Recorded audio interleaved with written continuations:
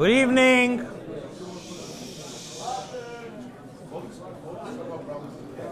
Can I ask everybody to please find a seat and have the Skoblo family,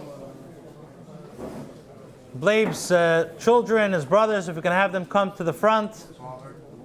His father. I apologize in advance that the microphone is not working, so I'll try my best to be as loud as possible so everyone could hear. And we ask as well all the speakers who will honor us tonight with their words of encouragement, the words of chizuk, to please speak as loud as possible so everybody can hear. We're gathered here today for the Shloshim of Reb Leib Leib GIMPEL Chaim Rabbi Yitzchak,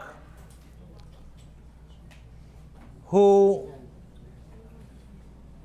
needless to say, in Lubavitch, the minig is that we do not engage in espedim, we don't eulogize about the person.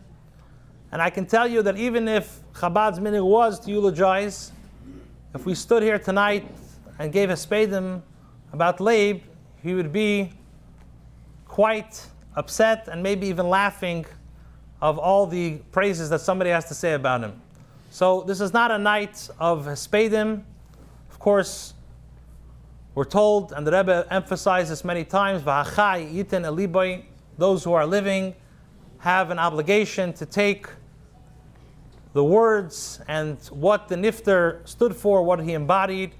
So we have very engaging speakers tonight, friends, rabbonim, mashpiim, who will speak, and hopefully everybody will come out with something more inspiring than they came in. We're going to start the evening now with the Rebbe's kapitel. We're going to ask Reb Meir Eichler to start with the Rebbe's kapitel. If everybody could please stand.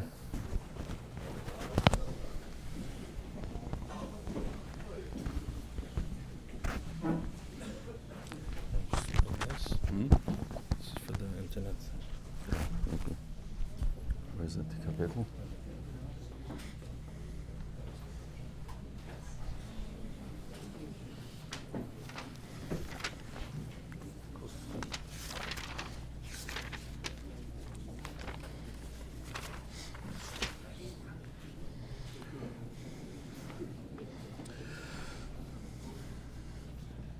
Which one are those? Samachti, no. Shamai leis leDavid, Samachti b'yomim li beis harinei nelech. Oim deis hayir agleinu b'sharayich Yerushalayim. Yerushalayim abnuya ki ir shechubra la yachdav. Shesham al shvatim shiftei yidis l'Yisrael l'heides l'shem Adonai. Ki shama yashvu kisas l'mishpat kisas l'veis David. Shalu shleim Yerushalayim yishlayu ayavayich yishalem b'chelech. Shalva b'yamin yisayich l'man achai v'reyai. Adabra nashalem bach l'man beis Adonai Eloheinu avak shatev loch. All right.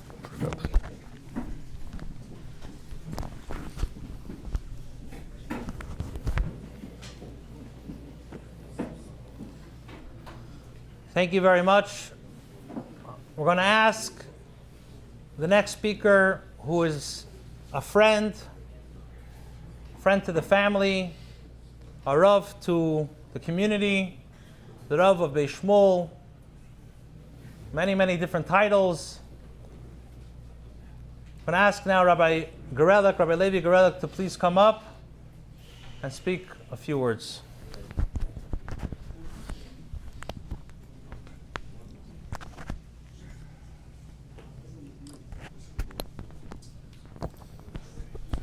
Just wear this. Just put it wherever you want.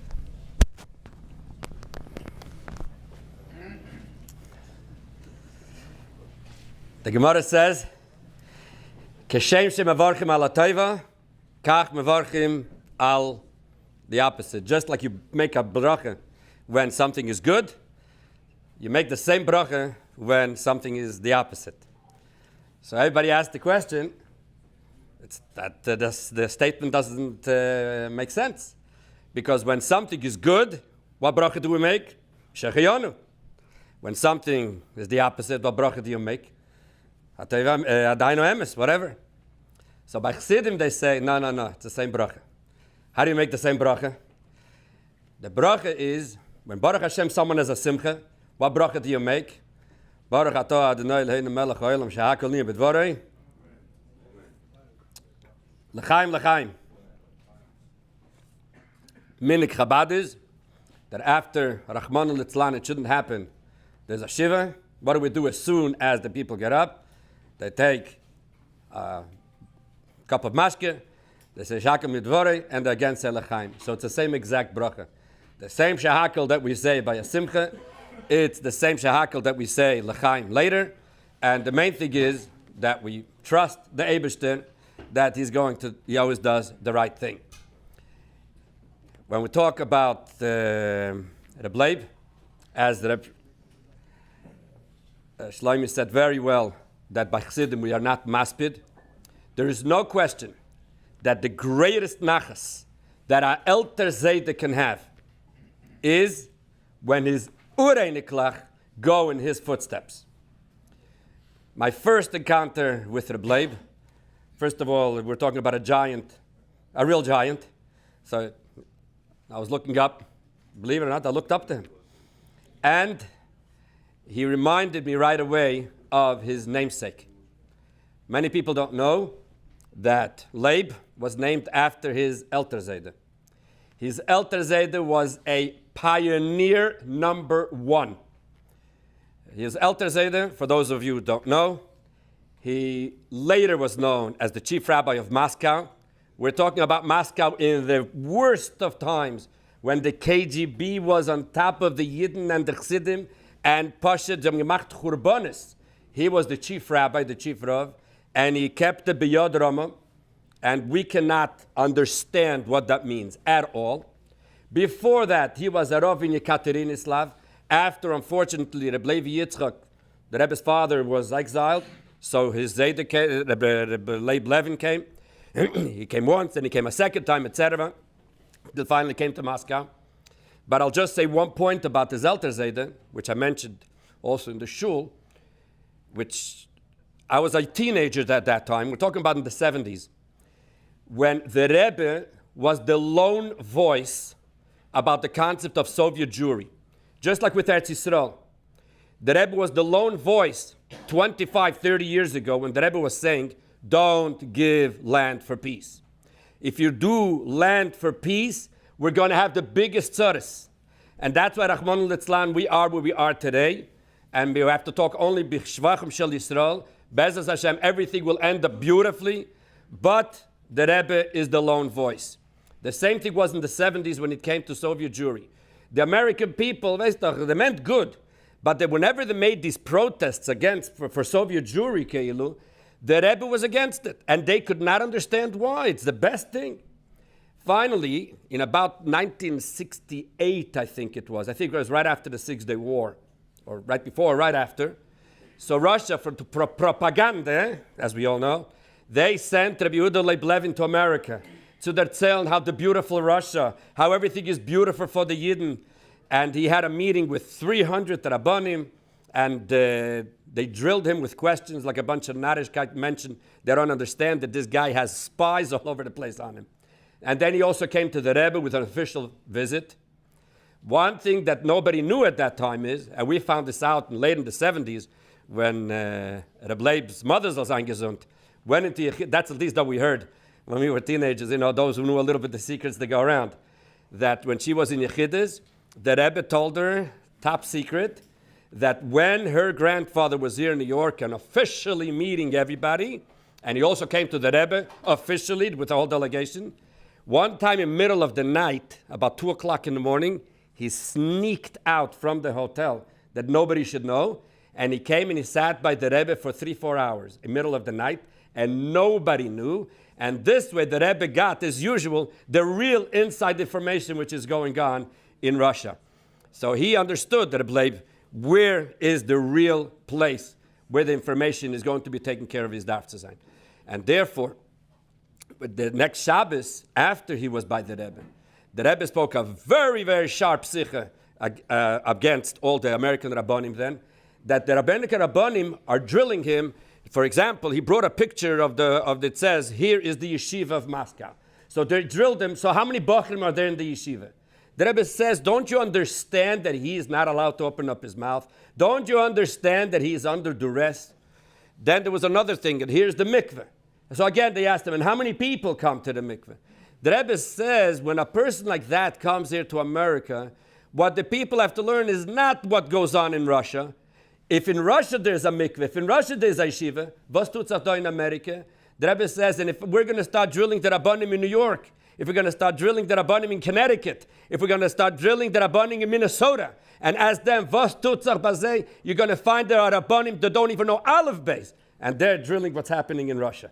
This is what the Rebbe said then, in honor of Reb Leib Levin. So he was a pioneer in getting the message out that there's one place where there's emes, and that is by the Rebbe. And I think that I can definitely say I'm under rabbinic confidentiality, so I don't discuss in public when people talk to me in privacy. But from the shilas that he always came and he asked, there's a family that has this and this issue. There's a family that has this and this issue. How do I handle this? How do I handle that, etc.? I was able to see that we are talking about somebody who is literally going in his great-grandfather's footsteps 100%. So what I would just like to say is that I wish to the family, Rabbi Yitzchak and his Rebbetzin, and of course Reb Leib's Rebbetzin and all the whole family, that they should all continue going in the footsteps of their father, the grandparents, the great-grandparents, and definitely we are all going to go together tonight. This is going to be the last Shloshim in history, because we're going to go straight from here to the Beis Hamikdash Hashlishi, Teikef Umiyad Mamish L'chaim L'chaim. Thank you. Thank you very much, Rabbi Gorelik. Rabbi Gorelik mentioned Leib's namesake, which reminds me of a story that I had the details a little bit incorrect, and when speaking to Leib's Rebbetzin by the Shiva, she actually corrected me on a few details. So it was Erev Shabbos in the morning, and my family, my wife's family, we had to go upstate. We had a family gathering together, and I get a phone call from a family member that he just got pulled over by the cops, and he didn't realize that his license was suspended. And the cops are telling him that he has to be brought in. And he called me. He says, I'm not going to be able to really speak on the phone, so please help me out, see what you could do. So what do I do the first thing? You call Leib. I tell Leib what's going on. And I said, Leib, it's not an ordinary Erev Shabbos. This is an Erev Shabbos which we'd have to go upstate in the next few minutes. I need you to get moving. He goes, I'm on it. He dropped everything that he has to do, and he was able to get my family member out in no time. I'm sure if we go around the room tonight and we ask everyone to get up, which we're not going to, and say one memory of Leib, I'm sure you're going to share many of these similar types of stories. There was many Shabbosim sitting by the Fabrengen with Leib in the back, and his phone would ring. He'd get a call, Shmira. And as Rabbi Gorelik said about confidentiality, you could not get a word out of him. Leib, what happened? No, nothing. No, Leib, what happened? Nothing. You couldn't get an ounce out of him. And this, the Avos Yisrael that Leib had, it's very, very hard to find nowadays. And with that, I'm going to ask, I actually wanted to speak about this, but he told me this is the teichen of his speech, so I said, now that you're family, of course, we'll give it to you. I'm going to ask now Rabbi Yisrael, friend, son-in-law of the Skoblos, to come up and please speak a few words. Just hold this. Put it on your hand.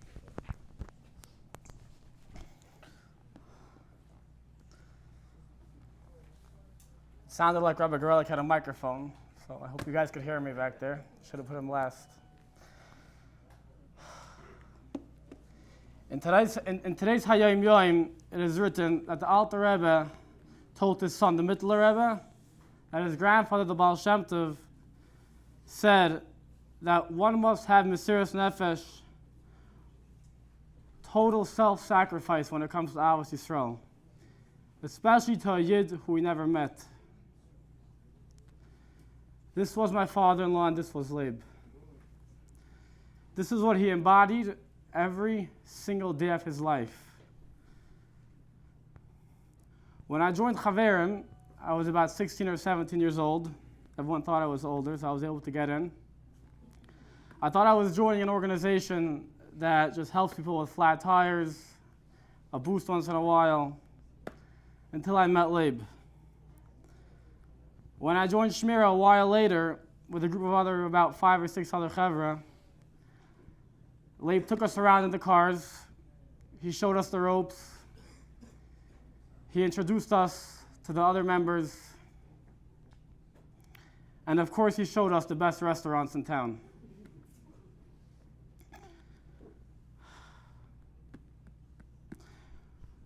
As the years went on, once I joined Chaverim, I got to know Leib a little more. I would come to his house to schmooze. Again, I was about 17 or 18. My mother-in-law thought I was a little older, so I was treated like a son from day one when I walked in. My mother-in-law was one of the strongest women I've ever met. Made sure every single time I walked in the door, there was cake on the table, there was a drink, even if we were just schmoozing about nothing. In the middle of the day, in the evening, whatever it was. And I'm sure other members could attest that's what it was like. When I made my first little bit of money, when I got my first job, when I wanted to get more involved in Chaverim, I spoke to Leib. Even on the day when I went to ask his daughter, Mara, to marry me, I called Leib. I told him, these are the answers I got from the Rebbe. We discussed what the letters meant. He embodied what a chassid and what a true friend meant. As Shlomi said, I could stand here for hours, and so can you guys. Say story after story. But I was asked to speak on a very specific topic of Shmira and Chaverim. To all the members of Shmira and Chaverim who sit here today and who watch, Leib built these two organizations with his two hands and with hours and hours of putting others before himself, embodying what the Baal Shem Tov taught us. Dear fellow members, keep Leib alive by continuing the tremendous amount of chesed he did for us, that he did for the community, that he did for strangers. When that call comes in the middle of the night when it's cold, when the call comes in and you don't want to go, push yourself to go the extra mile, because Leib did it for us and he did it for the community time and time again. He was a coordinator, he was a mentor, he was a father, and he was a son, a brother, and an uncle. Leib, as his father called him, Lova, was a true example of an exceptional human being who we could all call a friend. I know you're listening. We love you, and we miss you so much.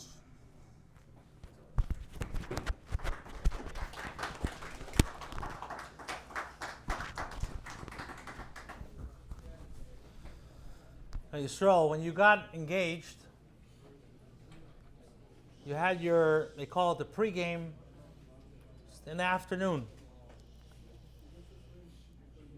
Was it on a Friday maybe? Was it on a Sunday? Tuesday. I don't remember why, but the shiur that I was giving was in the afternoon. And many people don't know, with all the chesed that Leib did, the last, I would say, year and a half of him being in this world, Leib came every single night to shiur to learn Gemara. And when we started the Gemara shiur, I went to Leib, and as they say in Yiddish, ich hab ihm gechepet. I was like poking fun. No, Leib, you're going to come to the shiur? He says, yeah, I'll be there. I said, Leib, no, sir. He says, I'll be there. Leib came every single night to the shiur without missing. He would come with his son. He would sit in the back, and he was involved. He was very proud of the fact that he finished multiple Masechtas.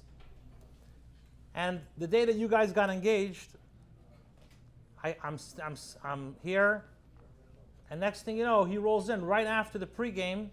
He comes to the shiur. I said, huh? I said, what are you doing here?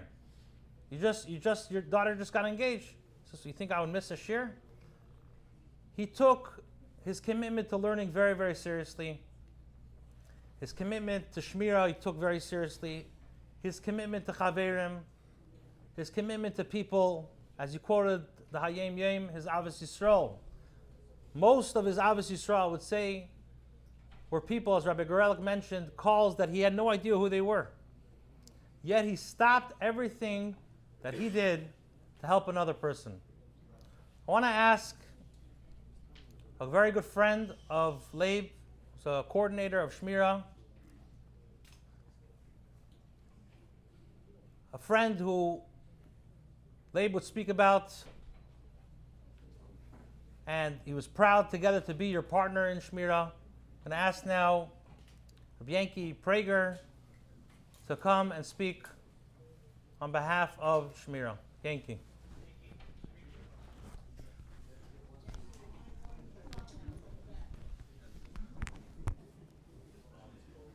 No, sit.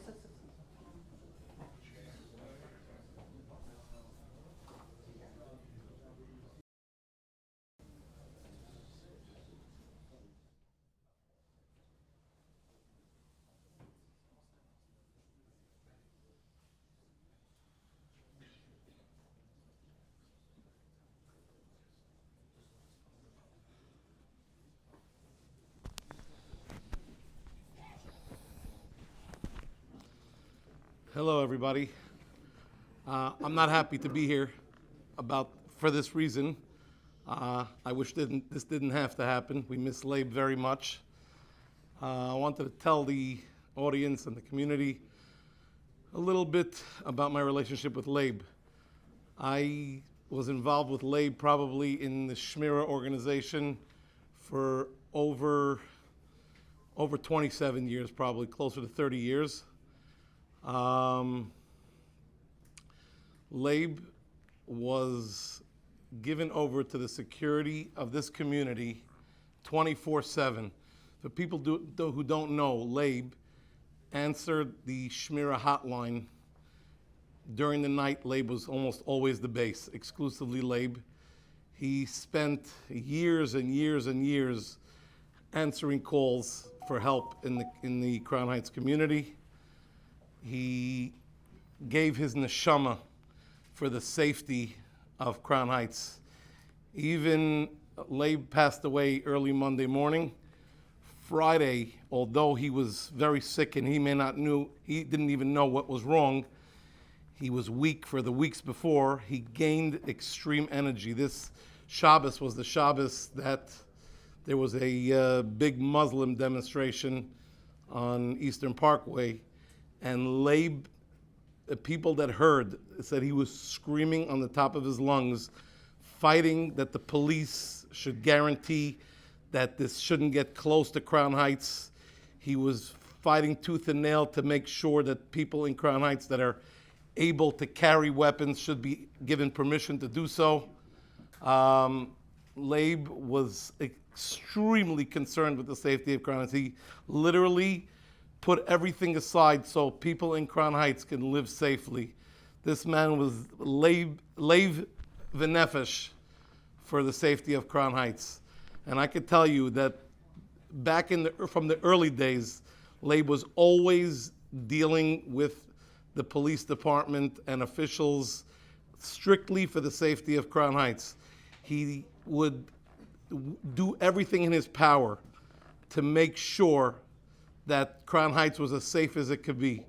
And I'm going to tell you personally, and as another coordinator in Shmira, Leib not being here physically is leaving us a big hole and a big hole in the community. And now more than ever, we need Mashiach. We need to see Mashiach Begoli.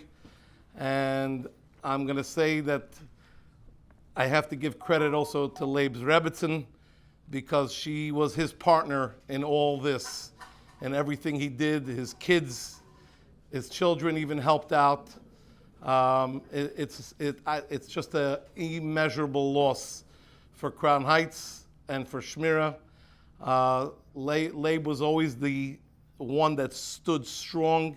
He stood for what is right. Anytime we had a question, we had a dilemma, we spoke to Leib.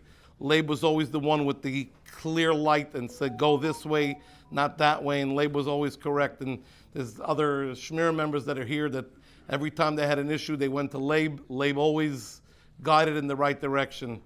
So may Hashem push his neshama up high enough, and Be'ezus Hashem, with all the schusim and all the good things he did to help Yidden, he should be able to push down Mashiach, and we should see the Hisgalus now mamish. Thank you.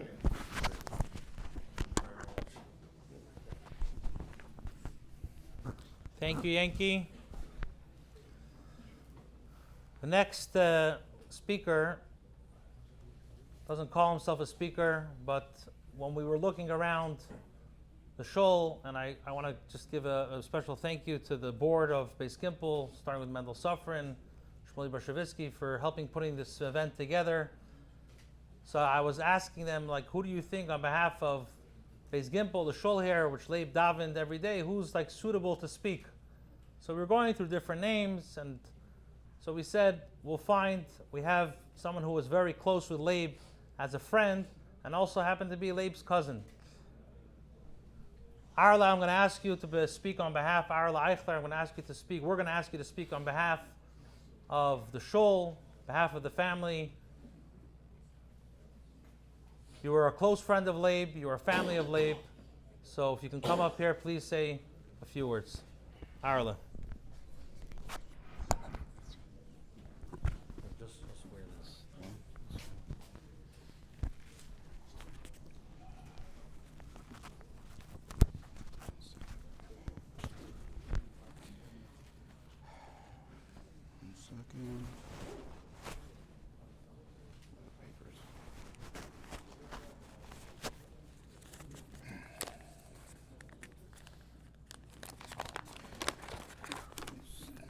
Bear with me.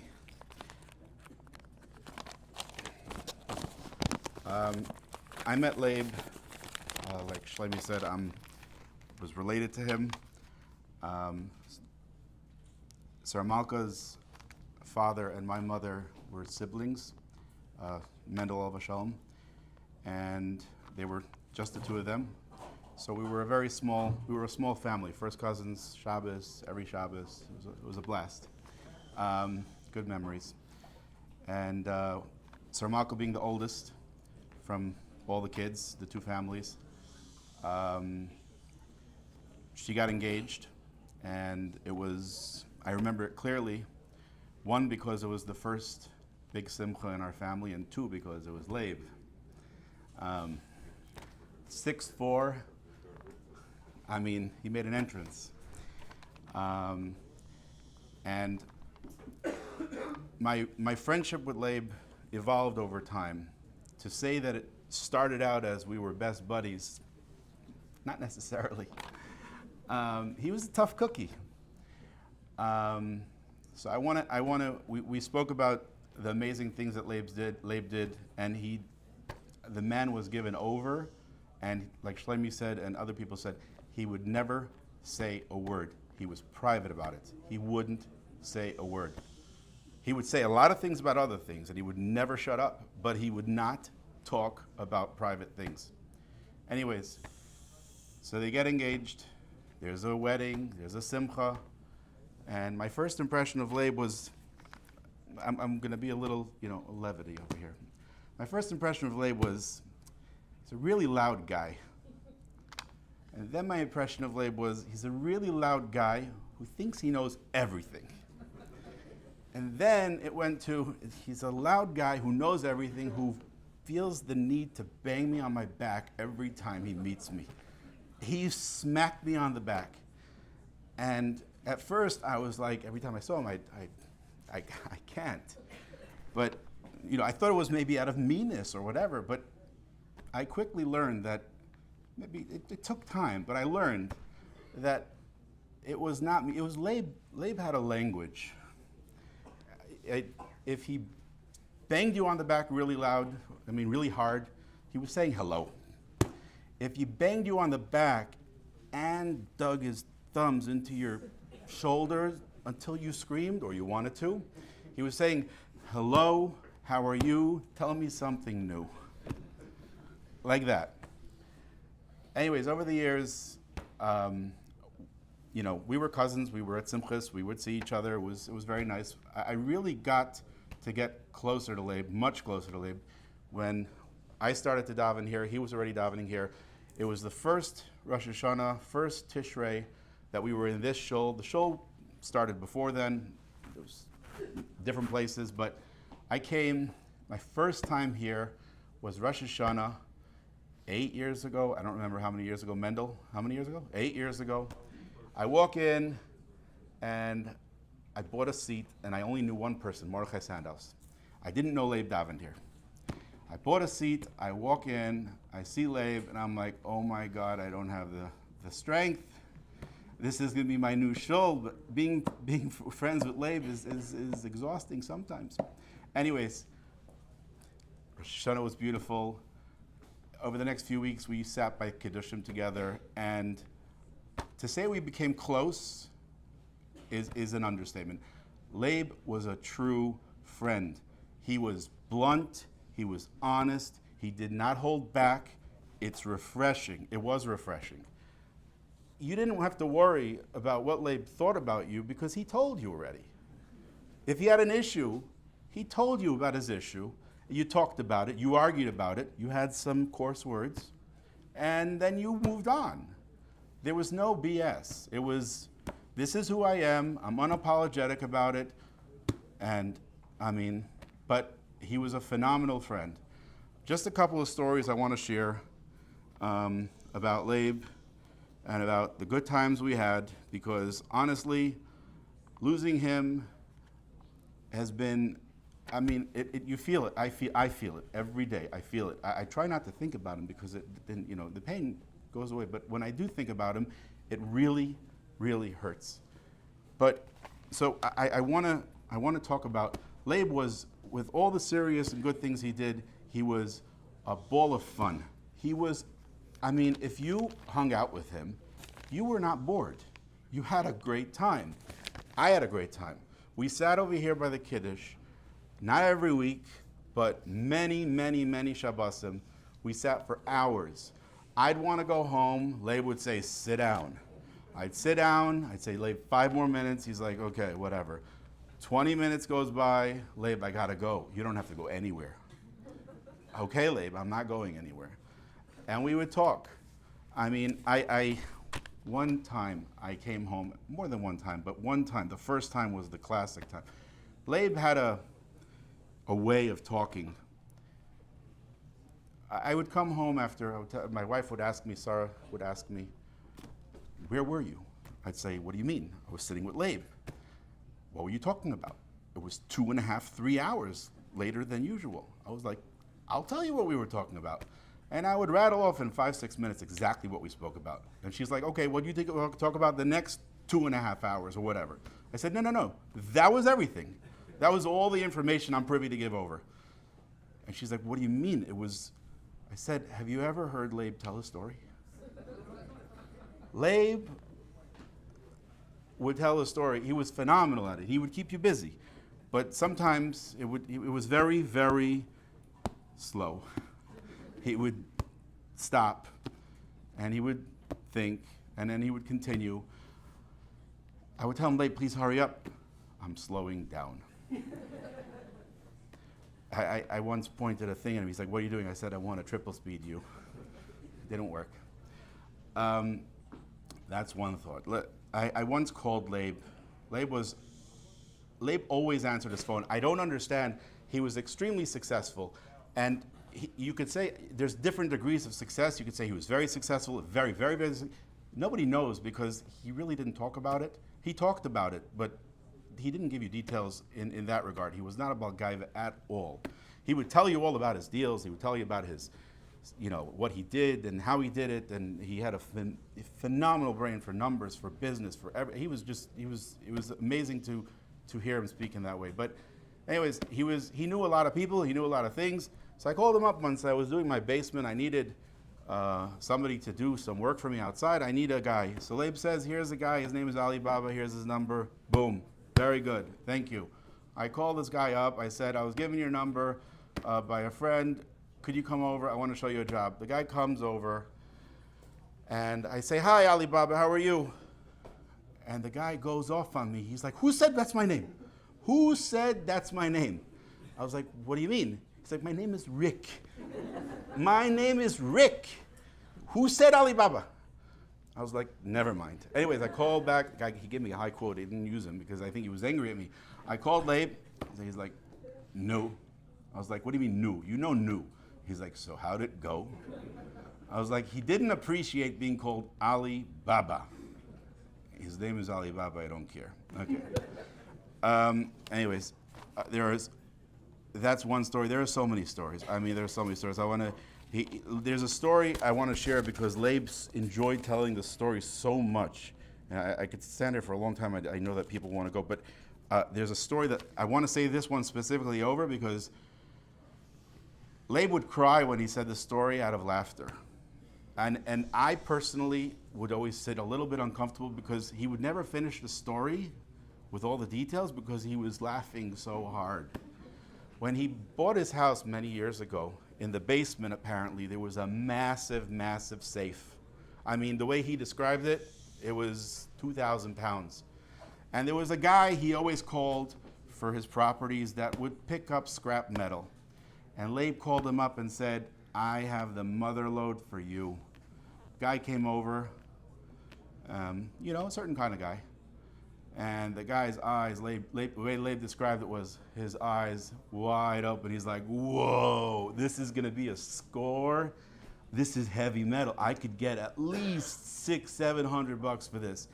So he planned, he got his friends to come. They came, Leib said they schlepped it out for 5 hours. It took them to schlep it into the van, and then they had to drive to the place. And 3 hours later, the guy calls, and Leib's like, the guy was practically in tears. And Leib's like, what happened? And the guy says, when they cut it open, it was full of cement. There was only like 25 pounds of metal. It's worthless. Leib, he couldn't finish the story. He was rolling. Anyways, with regards to Leib's Yiddishkeit and Frumkeit, he was all over the place. He was in business and in the world, and it came to Yiddishkeit and Frumkeit, he would never bend. Never. I had conversations with him, details not necessary, but he would talk to me about Yer Shemayim, and I looked at him and Leib, seriously? Yer Shemayim and Chassidus and Rebbe and Alter Rebbe, and he was dead serious. And I was more surprised that he was like, all knew all this stuff, but he really did. He had teichen, he had real teichen. And he was an amazing person, and he will be missed to his children, to my cousins. to, where are we? Where's Mera's right over here? Mera, your father would talk about you going to PA school. Number one, he said, Mera could have been a doctor, hands down. We decided it wasn't worth it. And she got a full ride because she was top 1% of her class. Shaya, Tzviki, Arla, Zalman, and beautiful Gisa, your father loved you to the moon. He was rough around the edges, but he loved you guys so much. I know this, you know this, but I know this because I spent so much time talking to him. And he really did. By your mitzvahs, by your l'chaim mera, by your wedding, he always, by the bar mitzvah, Zalman's bar mitzvah last year, I remember the smile on his face. It was just, so, as a friend, I was so happy to see it. I was happy to be part of it.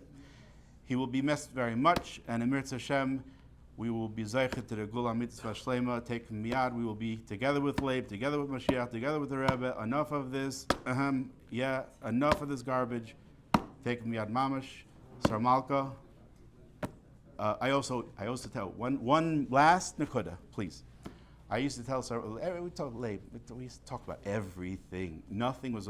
I used to tell Leib, I was like, Leib, you are so lucky to have a wife like Sarah Malka. And he would look at me with his smile. The smile was like, yeah, I know. But he would say back to me, but you know what they didn't tell me? It meant I need to be related to you. Anyways, we should only have simchas. And again, Mashiach now, and all this stuff will be behind us. Thank you. The mic.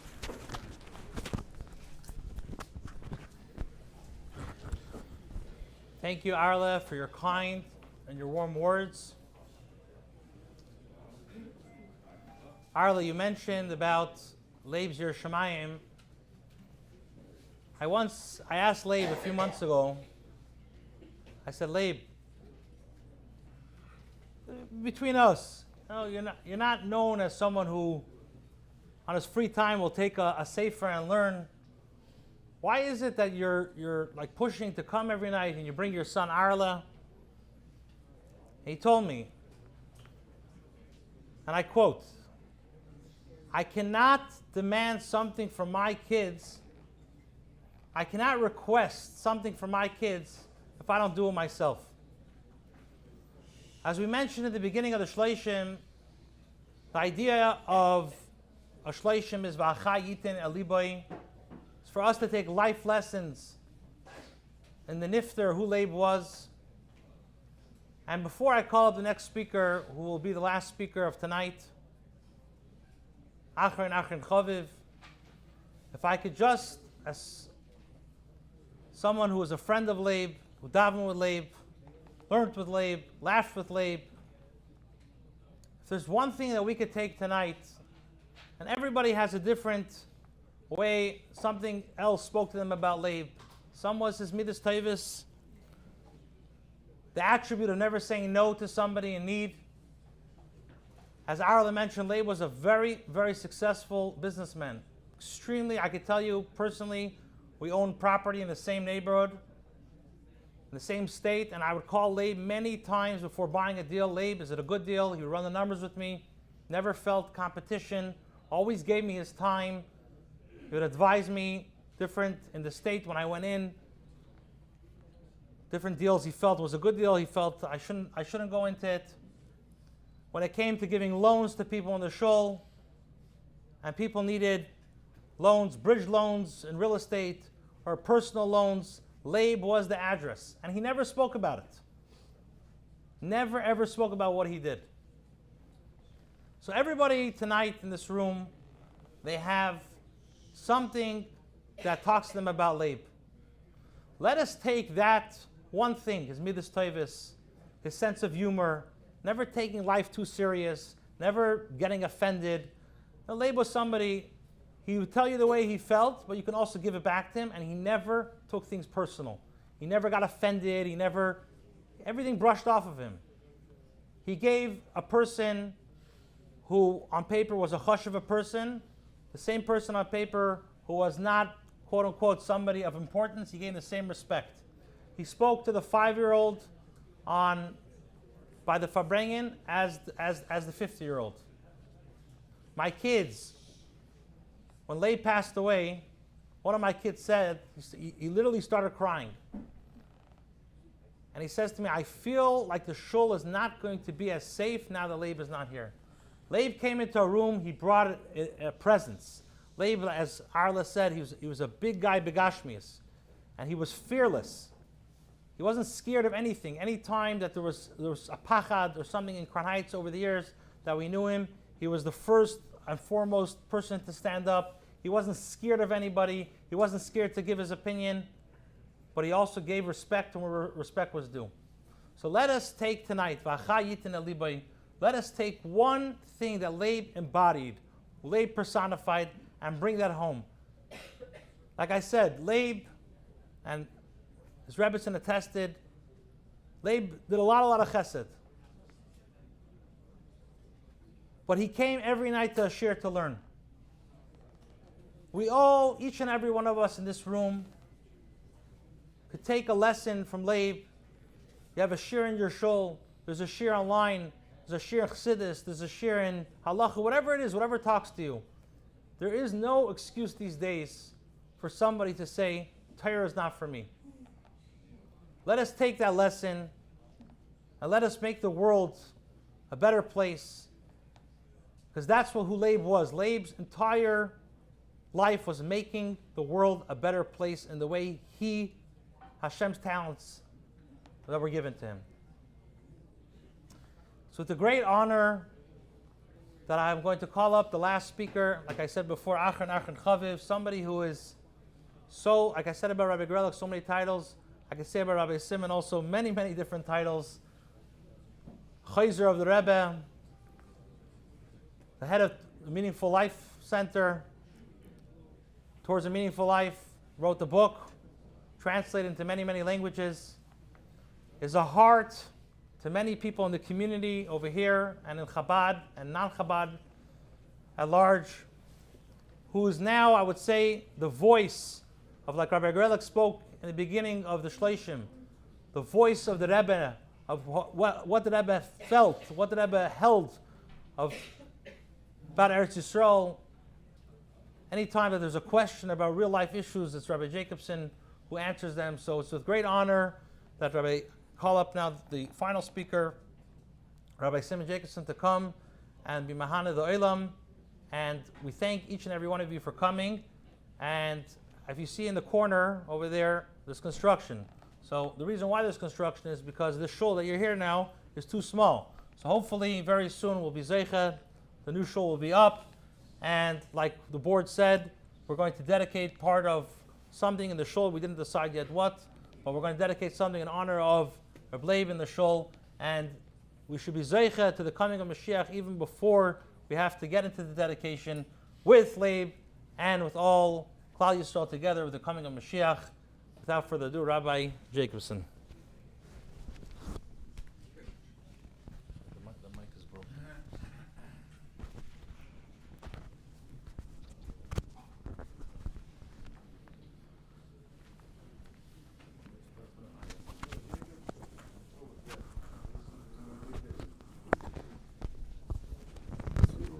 Why not here? Hello. I don't know who you are. Give him a l'chaim maybe.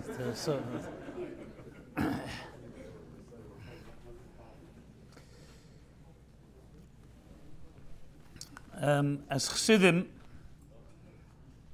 we always look to the Rebbe for direction and guidance, and especially in difficult times. Because when do we need it most? The famous expression from Rab Meir Meprim Mishlan, Am Sugi bun eben fällt man nicht unten. When you're bound above, you don't fall below.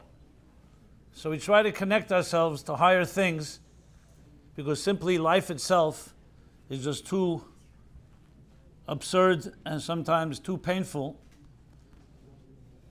And we want to face some of the greatest challenges. The only thing you can do is dig deeper and find the greater strengths. And that's what's so unique and special about having a Rebbe. So I remember vividly talking about a Shloshim of the Rebbetzin Chaim Mushke. 1988, we're going back now. Tov Shemem Ches, Chav Beis Shvat, was her stalkus, her passing. The Shloshim was 30 days later, of course. And the Rebbe verbringt, it was Shabbos Parsha Parah. 30 days after Chav Beis Shvat. Now, those of you that may remember, and if you don't remember, I'll remind you,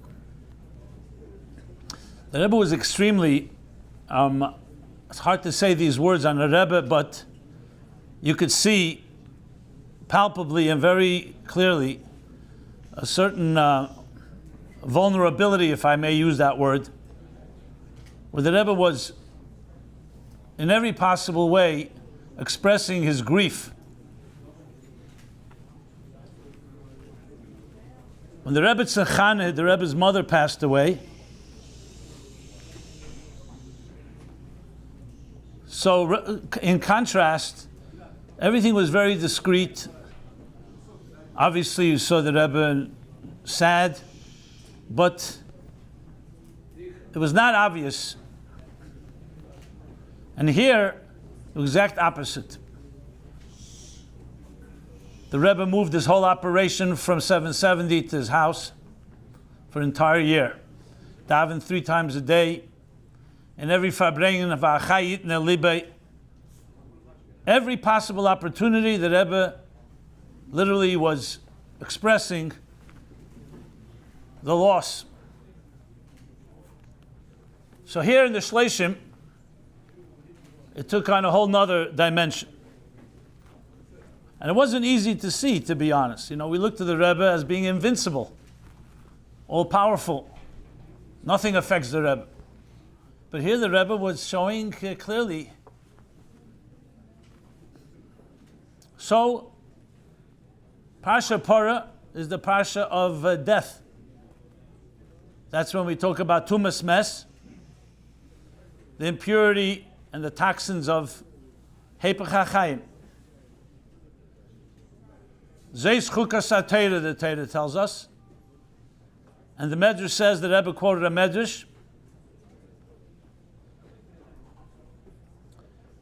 that said that Hashem was showing Moshe Rabbeinu every impurity in life and then showed him how you heal and how you purify. Tumas Azov, Tumas Mitzera, Tumas Nida, all the different impurities. Then when it came to Tumas Mes,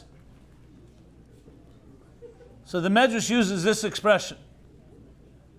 Niskarkim aponov shel Moshe, Moshe's face became pale,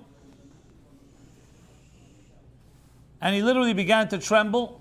He was so disturbed. And he says to Hashem, to God, he says, Bameh tehei taraseh. How will we ever purify from this tumah, from this spiritual toxin called death? And that's when Hashem said to Moshe, Zeis chukas ha-Torah, Zeis marabetz boi ve'emezeh. He pointed, here's how. And he provided him with the mitzvah of Parah Aduma. So I'll try to capture as close as possible to what happened and how the Rebbe described this. The Rebbe began almost incredulously saying, what was bothering Moshe Rabbeinu? He's talking to Hashem. Hashem nosan, Hashem lokach. Just as Hashem gives, He takes. And just as He takes, He can also give us the healing, even from death.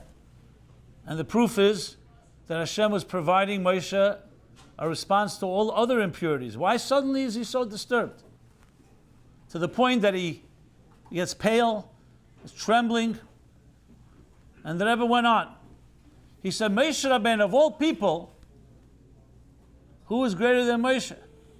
He was a Rebbe of Klal Yisrael. The only person that ever spoke to Hashem face to face. And Moshe learned Chassidus. That's the Rebbe said that, Lashon.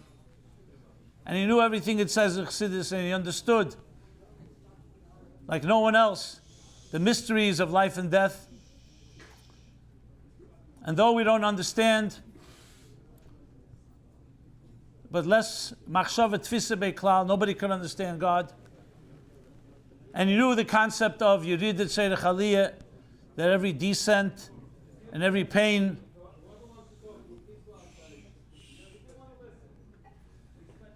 tell them it's not in respect of me, it's in respect of the family.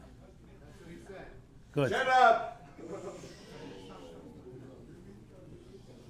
You may have to get more aggressive than that. You don't have to speak.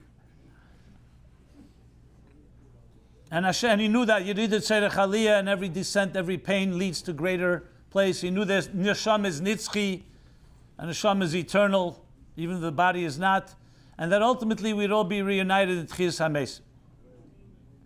So why was he so troubled? It was very clear that the Rebbe wasn't just speaking about Moshe Rabbeinu, he was also speaking about the Moshe of our generation, about himself, who learned Chassidus, and if the Rebbe doesn't understand, I mean, who does? And then the Rebbe answered. So what disturbed Moshe Rabbeinu? You know, male regular people don't, we don't know the bigger picture. We can't see that. We only see the immediate here and now. And it causes us great anguish. But Moshe, and the Rebbe said in Yiddish, but I'll translate, he said to the effect that no matter how smart you are, and how brilliant you are, and how much amunah you have, then a heart is zerbrochen. When a heart is broken, the most brilliant mind cannot speak to a broken heart. That's what the Rebbe said. About himself, basically. I remember, like today, thinking, why would the Rebbe share that with us? Maybe he feels that way, okay. But he had to say it in public. I mean, everything a Rebbe says for a reason. He wasn't just venting, God forbid. And I didn't fully understand. I mean, I saw the Rebbe said it. He wanted to say it. It was only years later when my father passed away. I'm talking almost 20 years, 18 years ago. When I was sitting Shiva, the first time I experienced death on a personal level, close level. And I have to say that the Sikha of the Rebbe in 1988 was the thing that gave me most strength, because basically I would say the Rebbe was telling us that I'm with you not only in times of joy, but also in times of pain. Not just the Rebbe is up there in Atzilus and sees the perfect world. Ime anechi b'tzara, that even when you're in pain and when you're lost, I also am in that place. Everything lefiyerach, obviously. And everyone can have a broken heart, and we still gain strength because we're connected to something that's higher than seichel. We don't fully understand it. And there's some strength in that. When the Rebbe holds your hand, as I said, especially when it's difficult, that's when you need the strength the most. So,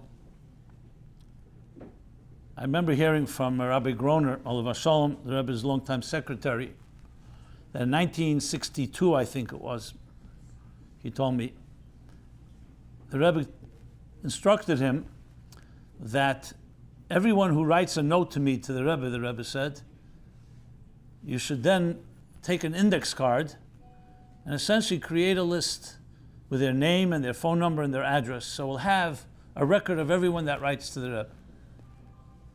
Essentially a database, those days with index cards, a Rolodex, whatever you want to call it.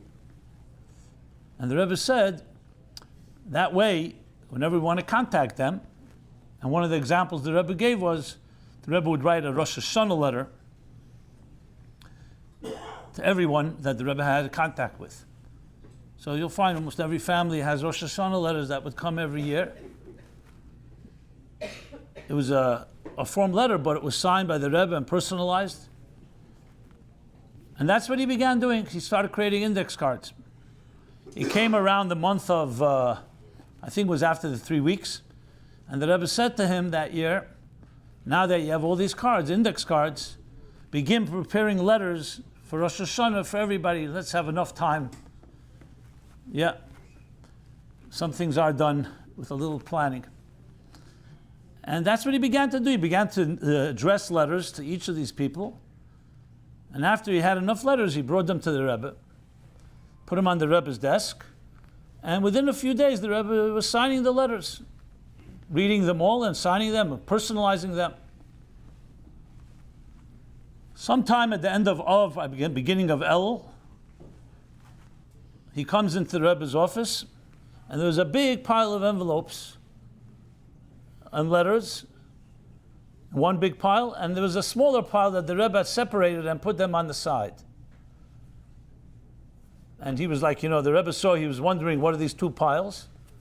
So the Rebbe pointed to the small pile and said, "Das ein Diva sein Avek." All those that have left, basically, that had passed away in the interim, during that period, the Rebbe separated and put it in a second pile. So Rabbi Grona took the first pile, and then he took the second pile. The first pile he was going to mail, stamp it and mail it. And the second pile, he was going to, I guess, throw them out. So the Rebbe asked him, "What are you taking the pile? Where are you taking the second pile?" So he said, "The Rebbe gesagt is shein avek." So basically, we don't need them. And the Rebbe said to him very seriously, he said like this, "Erstens darfen sie echab mashana teva." Firstly, they too need a good, blessed year. Und zweitens, der Adress, wo zu schicken, mistame weißt du nicht. Is lo ze da. And secondly, the address where to send those letters, you probably don't know. So leave them here. So the Rebbe said. And that's what he did. He left the letters.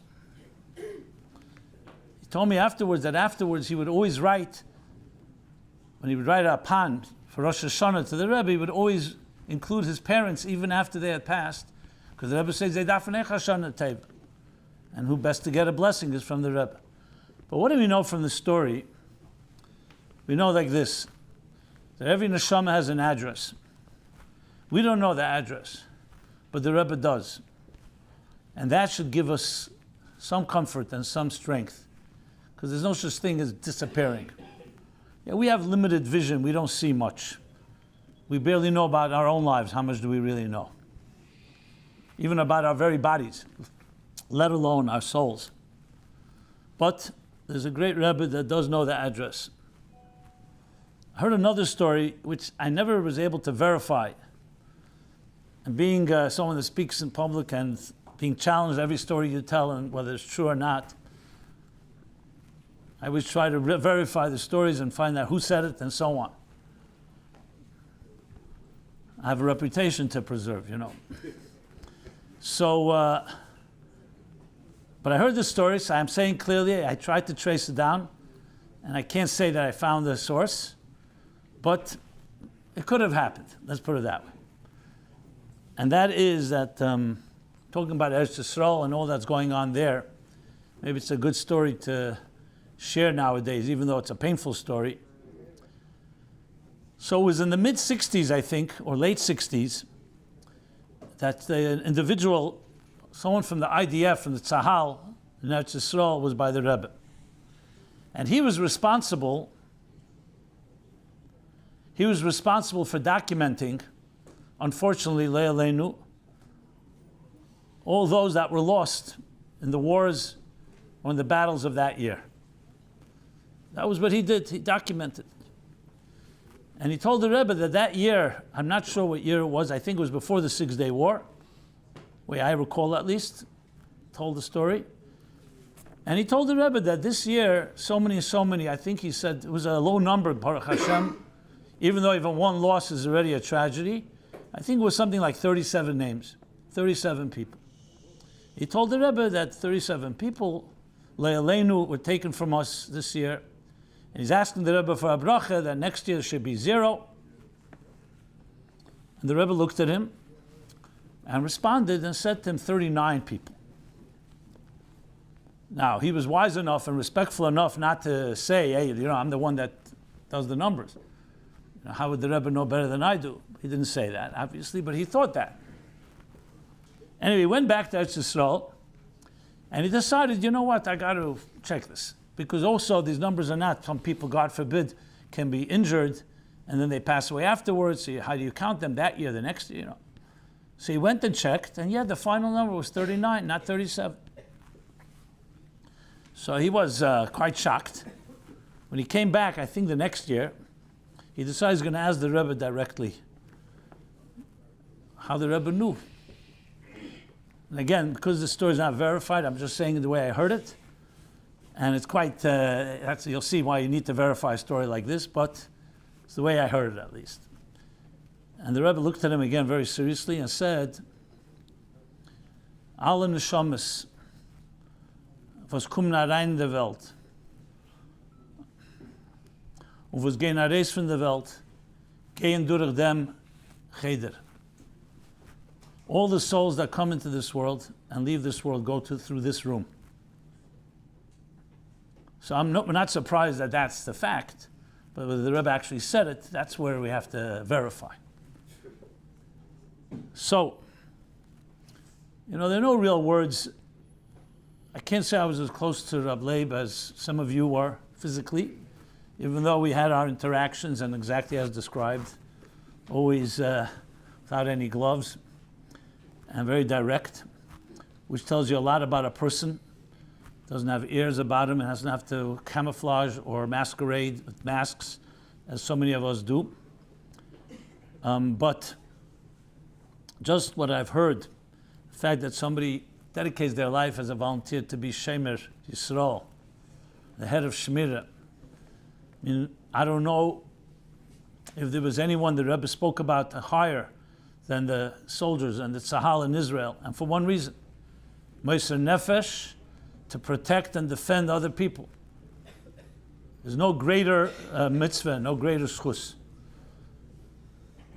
You don't do it for reward, you don't do it for pay, you do it because you're a certain type of person. So that alone, I don't even need more than to hear that type of schus. But to be able to stand here and try to, in any way, comfort the family and friends and all of us to such a untimely tragedy, I'm not here to be, and I'm not in capacity to be able to even say anything about that, because the Rebbe himself said, at Sabrach and Aharetz, it doesn't matter, no brilliant ideas and theories and philosophies are going to answer the question. As a matter of fact, it would be an insult to the sheer unfathomable pain to try to explain. But that doesn't mean we have nothing to say. Like one Rebbe once said to someone who suffered a tragedy, I don't have answers for you, but I can cry with you. And the crying with you is not an answer, but it's strength. We don't look for answers, we look for keiches, for strength. What I've seen in my life, thank God I've been blessed personally, but I've been around tragedy. My wife's family, others that I've seen, my own father, who grew up as basically an orphan, lost his parents as a teenager. What I see in all of these people is not that they found answers, they found strength. And somehow, some mysterious way, dug deeper, and were able to find something that you can't explain. Just like you can't explain why I'm Yisrael Chai and we're here 4,000 years as a minority, oppressed, expelled, executed, genocides. No one can explain it. But there's some eternal strength. No one should ever have to need it. And we should never have to be tested. But when it comes our way, we find that inner power. And we have a Rebbe. And you know that the Rebbe lives with you. Even if it's not begashmis, beruchnius. When a young bacher named Rabbi Yaakov Kotlarski older brother of Moshe Kotlarsky. Passed away, he was 17 years old, I think, Montreal, 1967, 68 rather. So, a real tragedy, a young Bacher. The Rebbe called over his father, Herschel Kotlarsky, by the Fabringen, and said to him, Dein Sohn sitzt jetzt mit dem Schwer und hört Chassidus von Schwer. Your son is hearing Chassidus from the Schwer, from the Frierdiker Rebbe. This again is not meant to be an answer, and that's not even meant to be a comfort, frankly. It's a fact. That's where we get strength from. So I don't want this to sound like a drasha. I'm not here to tell anybody where to get their strength, but we're in it together. That's the bottom line. We're in it together. And why it happens in a time like this, when Am Yisrael needs a big Yeshua, after what has happened, Shmina Atzeres, Simchas Torah of all days. Again, we don't know the mysteries, but we know what we've been told. Why certain times certain neshamas are taken? Not going to start saying the highest neshamas are taken. We'd rather not have that high neshama. But after the fact, you look at it and you try to not make sense, but try to again get some strength. They say that when the Rabbeim were nostalgic, each Rebbe, when he passed away, within a year of that Rebbe's nostalgic, 10 of the biggest Chassidim would also pass away. Is that really a comfort? No. It's part of, again, the mysteries of life and death. But we gain strength from all of this, especially knowing, as I said, that we're in it together. Now, Simchas Torah, Shmini Atzeres, is again exactly that lesson. You know, Hamas, Imach Shemam, Zichram, like Haman, pretty much pronounced the same way, made one big error that all Asein Yisrael make. They don't know where our real strength comes from. So Haman thought that Purim was the perfect day because that's the day, Adar is the month when Moshe Rabbeinu passed away. Little did he know it was also when Moshe Rabbeinu was born. They attacked us on a day when they thought we're vulnerable. Yom Tov, people are off. Shmini Atzeres, Simchas Torah. But you know why we dance so much on Simchas Torah? Is basically the dance of the indestructibility of the Jewish people. That even after Shviras HaLuchos, and the Luchos were broken, and our hearts are broken, that there's nothing stronger than a broken heart. And when Yom Kippur comes and we get the Luchos Shnius, it's even more powerful than Matan Torah. Because when you can fix something after it was broken, you're far stronger. The cliche goes, that which doesn't kill you makes you stronger. Or another, if you're talking cliches, another cliche that the Jewish people are like a tea bag. You don't know how strong they are until you put them into hot water. But on a personal note, I want to say to the family, wife, siblings, parents, I remember when, is he here, the father? When I first met him when he came from Soviet Union in the early 70s. A wilde Bocher, without going into details. I remember in Camp Gan Yisrael, him and a few of his friends. At some other point we can regale each other with entertaining stories. But I also knew, I think Reb Leib mentioned the grandfather and the great-grandfather, talking about, you know, people who are hardened in the toughest times and became indestructible. So you should never be tested, and we should not need this indestructibility. But once we're there, know that we have tremendous powers, and the Eibusher should give you strength, and give us all strength, both individually and collectively, especially now, where the whole Klal Yisrael, and Eretz Yisrael, Eden everywhere need a no la yonum v'la yishon Shem Yisrael.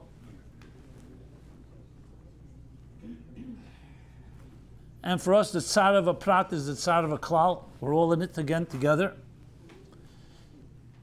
As the Rebbe said back then in Tov Shem Ches, Meda Haftache, that even though there are times where Rega Kotten of Zavticha, there's a moment of setback, and there's a moment of darkness and we don't understand it all, ultimately we will prevail.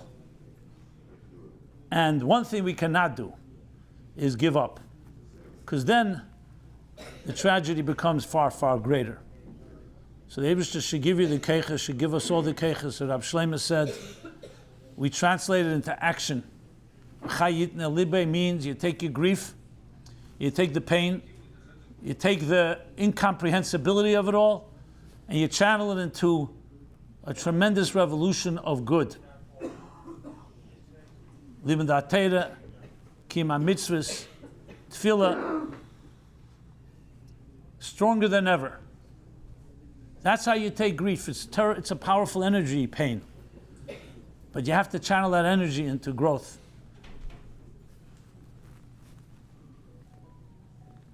Birina yuktseru, that comes after the pain, after the tears. The tears become like raindrops. And Hashem should bless you, the family, all of us. We should finally, it's already 30 years since the Rebbe gave us the last brachas begashmias. And we all remember Mrs. Lapine's untimely murder. And yet, still, the Rebbe left us with a burning fire of amunah b'tochen. And at times, that's what we need more than anything else. And we should be zeicha already to be reunited. And the Rebbe knows the address of Reb Leib, and he knows the needs that he has and his family needs. You should be blessed only with simchas going forward, and we shouldn't have to wait much longer. And mamish b'karav mamish before you taskisliv even the gula amitis v'ashlema, the kitzav v'ran n'sheich ne'ofar, with the Rebbe Beresham, all the chassidim, especially those that stood to protect other Eden, and all the other chassidim that we know and many that we don't, marching together with the Rebbe, with us, and forever or ever, with a life of Chaim Nitzchim, B'Korim Mamish. Good. It's never the last one. Keep that in mind. Shkoyach Rabbi Jacobson. It wasn't planned in tonight's evening, but he just sent me a message now. After going back and forth the whole week with him to speak, he says, no, I'm not a speaker, but finally he agreed to speak. I'm going to ask Leib's brother, Zalman, to come say a few words.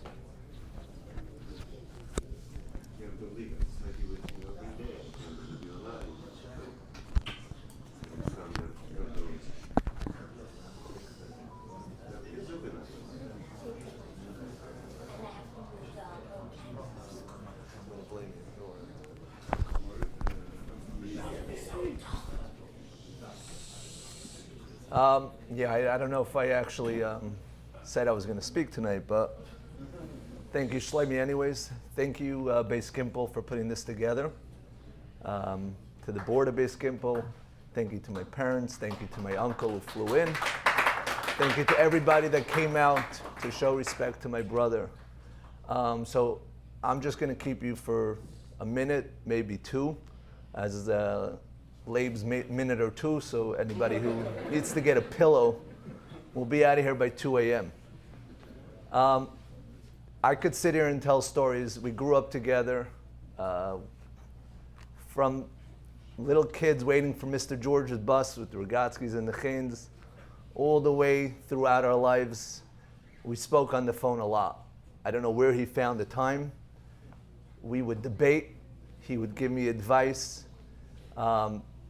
Again, like I said, I can speak for hours and hours, but I'm going to keep it very short because everybody filled it in. Yisrael gave the Chaverim and Shmira and Yankee Prager, Baruch Hashem, and Rabbi Gorelik and Rabbi Jacobson. I can't compete with them. But I will add just one little story that everybody kind of missed out, and I was privy to. He always helped the little guy. It wasn't just with words. Most of us know the stories of the words where he would spend hours with trying to help somebody, get together back to his father or his husband and a wife or Whatever the story is, we can't, reveal details. It wouldn't be respectful to anybody. But it was also with the dollar, and it wasn't just a loan. The worse position the guy was in, the more money he would go to the pocket for, and he was very careful that nobody should know about that. And he was known as, he was careful with the dollar, and everybody knew that. But he wasn't. Behind the scenes, the worse position the guy was in, if it was an orphan trying to open a business, Zalman, get him 50 grand, nobody should know. If it was somebody who was making a wedding in a bad position, Zalman, make sure he gets 50 grand, nobody should know. And it wasn't once and it wasn't twice. And he never expected the money back. And a lot of loans that he gave out, he knew he was never getting back. But he was there for everybody. And we will miss him. And a lot of people will miss him because we don't even know most of the stories. And Mirz Hashem, Mashiach should take us out of this galus, B'Karav Mamish. We will be reunited with the Rebbe, Dolamata. Thank you everybody for coming.